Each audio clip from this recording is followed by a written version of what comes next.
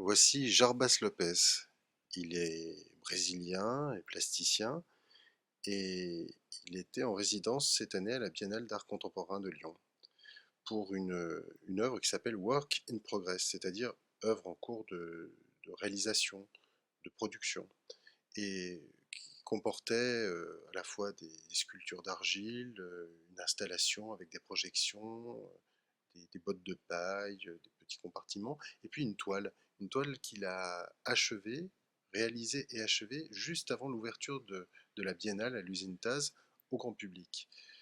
Et c'était une toile assez étrange puisqu'il y avait surtout des effluves étonnants qui attiraient les personnes qui étaient de passage. Alors, je suis allé voir d'un petit peu plus près et j'ai vu qu'il peignait sans pinceau et surtout sans peinture.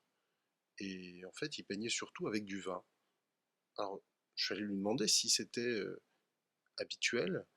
Il m'a expliqué que c'était la première fois qu'il essayait la peinture au vin avec du blanc, avec du rouge. Euh, je lui ai dit que c'était quand même un peu courageux et même de la provocation de faire ça à proximité de la région du Beaujolais, peindre avec du vin. Il a rigolé en me disant que oui, enfin, ce qu'il utilisait, c'était surtout de la piquette et que le vrai bon vin, il le gardait pour la dégustation.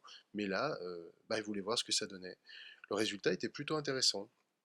Les couleurs se mariaient bien, elles se dispersaient sur la toile en fonction des coulures, des inclinaisons. Sa compagne lui donnait un coup de main pour répandre et épandre le vin. Et puis il y avait cette couleur et cette odeur qui devenait enivrante dans la pièce et qui finissait par attirer tout le monde autour de lui.